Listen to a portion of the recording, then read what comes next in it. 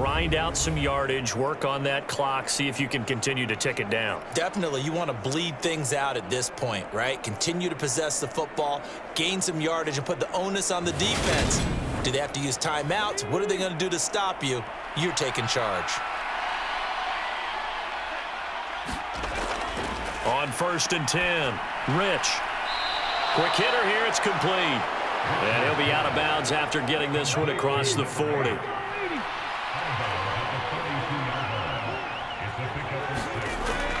To throw on 2nd down, Rich. Over the middle, complete. That's Jacobs. And this is going to turn into another 1st down as the tackle is made at the Vikings 35. 23 yards the pickup there. Partner, I like that they're staying aggressive on offense because to me, this drive is what is known as a put-away drive. You score here, that might put this one to bed. I like the fact that they're playing with confidence and not playing with fear. So signs of life in what's been a dormant offense in this second half. Here's 1st and 10. Operating from the gun, Rich. It's a short one here, complete to the tight end.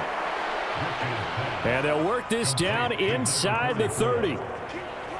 That's a staple of this offense. Drag route to the tight end. Yeah, he's unable to use his size to break off much more yardage after the catch, but still an effective gain nonetheless. 19,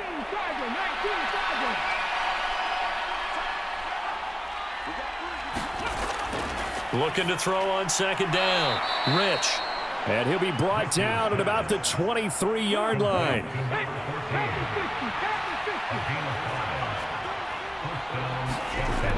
Throwing on 1st down. Rich got his man complete over the middle. It's Jacobs. And they're going to get this down inside the 15. If nothing else, they've already taken a couple minutes off the clock here already as they come up 2nd down. Back to throw. Rich over the middle, complete. That's Freeman. And the Falcons are going to have a 1st and goal as the tackle is made at about the 5. A good chance now to put this game on ice. This is 1st and goal. Looking to throw. Rich. Touchdown. A great play there. His 4th touchdown on the year. And the Falcons add on to their lead, and it's looking like that win streak is going to extend another week. Well, I've heard you use the term put-away drive, and that right there seemed like the definition of a put-away drive. Yeah, it certainly just pops right up out of the book, doesn't it? Because up 2 scores already, just wanted to possess the football, keep converting and picking up 1st downs, and if the drive ends in 3 points, that's terrific. If it ends in a touchdown, fantastic. Point after, right down the middle, and the lead is up to 18 now.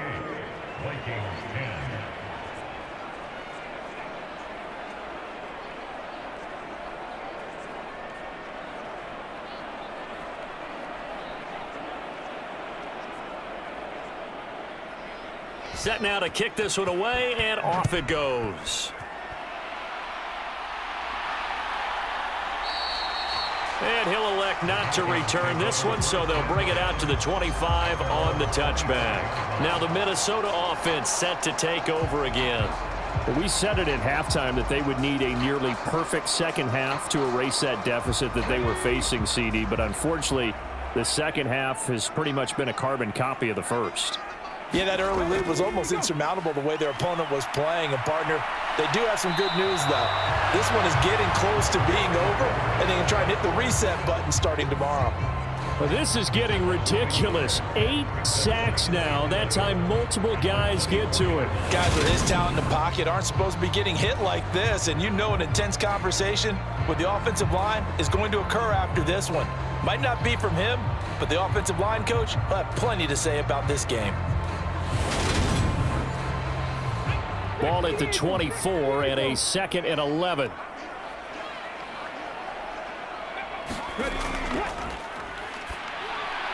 Into double coverage, and it's intercepted. And the Falcons are going to take possession of the football. Well, offensively, Charles, hard to put a silver lining on this one. No secret that they had to take chances with a score where it is, and it leads to a turnover. I love how you paint the picture, partner, because you're exactly right about that one. Look at the empty stares on that sideline. This is one of those games where you just want to go crawl under a rock until it's over. They show run with 3 tight ends here on first down. Up the middle they go. Stanley. And they're knocking on the door now as a good run there. Going to take this to about the 10-yard line.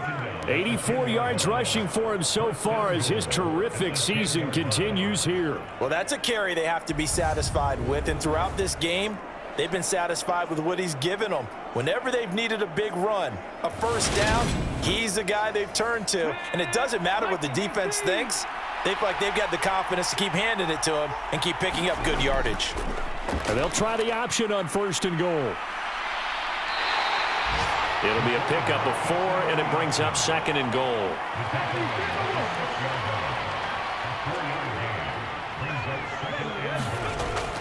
Back to throw. Rich. Touchdown, Falcons. A great effort there with his second touchdown of the game and 5th on the year. And the Falcons are closing in on a 14-0 record as they extend their lead. Well, it seemed like they were so focused elsewhere they forgot about the tight end spot, and he's the one that burns them there to make this a 3-score game here, Charles, in the 4th quarter. I think there might be a little bit of defensive fatigue from those guys on that side of the ball, partner, because they've been spending their time trying to stop them from all angles. This time the tight end gets them. Extra point splits the uprights, and they open the lead up now to 25. The kickoff team on the field now as they will send this one away. From a couple yards deep, he'll bring it out of the end zone. And he'll get it up past the 20 to about the 22. Come on now. And now out comes Minnesota. And we'll see if they can bounce back from that last drive, in particular if they can bounce back at the quarterback position, Charles, after throwing their first interception of the ball game. Yeah, and some guys, you know they're going to want to try and get a big play right away and take control back. Others, they're going to look to hit a couple shorter passes and get a little momentum back that way. But for the defense, that goal's not changing a bit. They want another pick. You're exactly right about that. In fact, you got to watch them a little bit because in coverage, they may cut down their gaps a little bit, maybe their splits a little bit in order to try and get to the ball even faster. And he takes this up to the 40-yard line before being corralled.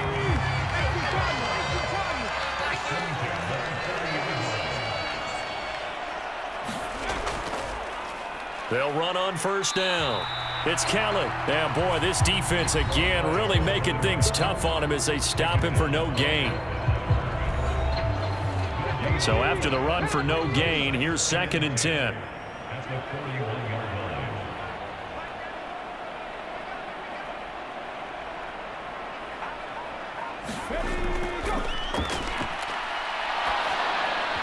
Meanwhile, this one knocked down in the backfield. It's incomplete. An incomplete pass on 2nd down. That muddles things a little bit here. This is 3rd and 10.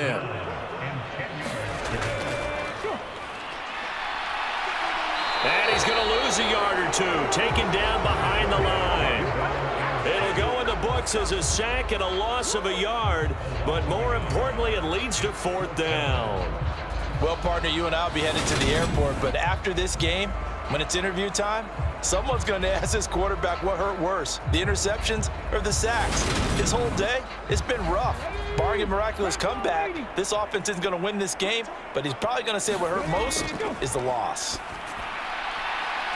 Now on 4th down here, that pass knocked away and incomplete. The Vikings unable to convert here on 4th. And the Falcons will take control of the football in great field position. Now that's just simply good coaching and excellent technique on that play. You know why? Because everyone wants to rush the passer when they want to throw the football, but you're not always going to get there. So what are you taught to do? When the ball's finally thrown, get your hands up in the passing lanes, and they batted that one away. No, no, no, no. And give him 6 yards here as he stopped near the 35 at the 34.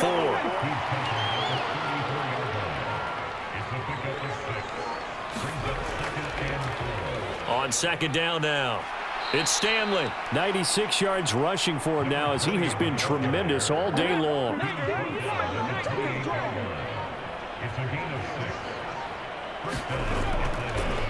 On first down, it's Stanley. What a great effort there. He's going to get this inside the 15, and they'll spot it at the 13-yard line. Nice run. 15 yards, first down, Atlanta. No doubt those are the types of carries they're looking for here, Charles. The lead in the fourth quarter. This is when coaches that have a reliable running game, they breathe a little easier on the sideline. Yeah, they love the idea that they can take the air out of the football at this point of the game. That means they're really counting on that offensive line, counting on the runners, taking care of the football. Because you're going to tell your quarterback, hey, no time to be a hero. We're not going to throw it here. Just eat up that clock. And if you have the ball, they can't score. 4 yards to go on second down from the 7.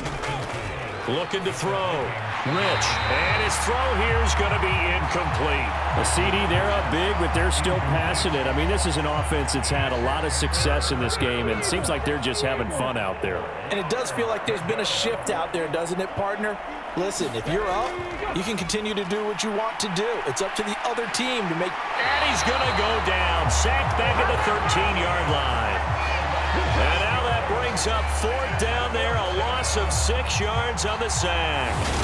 He seemed to have a reasonable amount of time in the pocket, but he couldn't get rid of the football, and the end result, Charles, him on the ground. Yeah, he's got to keep an internal clock to go along with his offensive line. When you're talking about 3, 4, 5 seconds, that's a reasonable amount of time to expect to deliver the ball downfield. So great to try and complete a pass, but it's equally important to know when to throw the football away, too.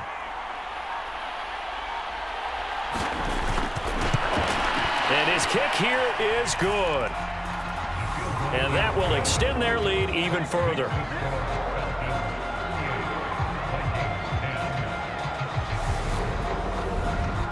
Well, ultimately not really sure that they're going to need those 3 points, but they'll take the 3 and they pad that lead. Yeah, this one's already wrapped up, but you and I both know if you're an offensive coordinator, you never let up on the gas unless the head coach tells you to do so.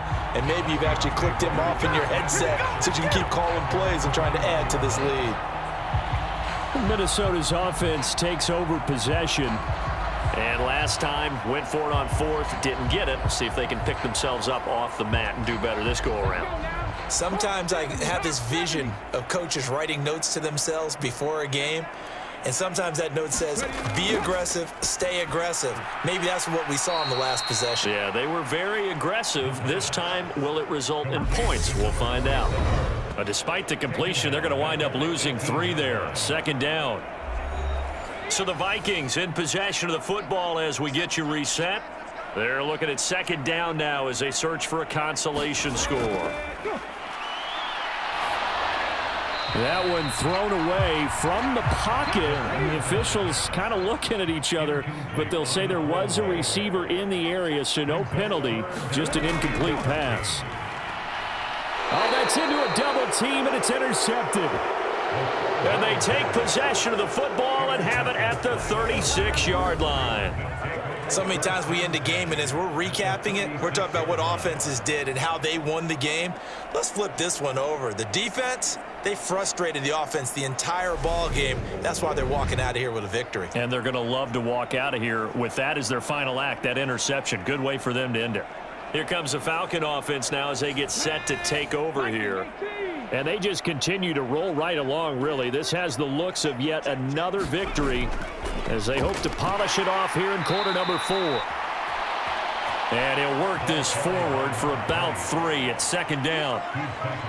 Not a huge carry there on first down, but not all of them will be. But still, all in all, a positive play for the offense. It's all about picking up at least a few to set up what you're going to do here on second down. On second down, it's Stanley, and he's got room. And all the way inside the 15 before they drop him. That's good for 21 yards and a first down. And carries like that, that's how they're going to continue to salt this thing away here, Charles, in the fourth quarter. Yeah, how about that? A new set of downs. Clock continues to move. No better way to close out a game than to tap those mastodons you have up front and say, guys, keep pounding them. Let's keep the ball, keep their offense on the sidelines, and let's close this one out.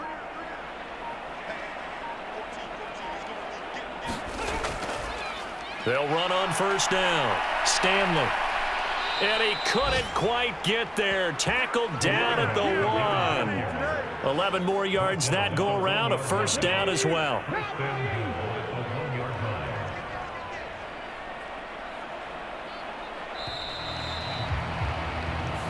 So time runs out. It's a victory for the Atlanta Falcons, and they've got to feel good about this performance. I think you'd agree, matched up against a top 5 defensive unit in the league, and they pretty much had their way. Yeah, that was the interesting part about it, because normally when we see this defense play, they have their opportunities and they make their plays, don't they? They knock them back on their heels. They take the ball away.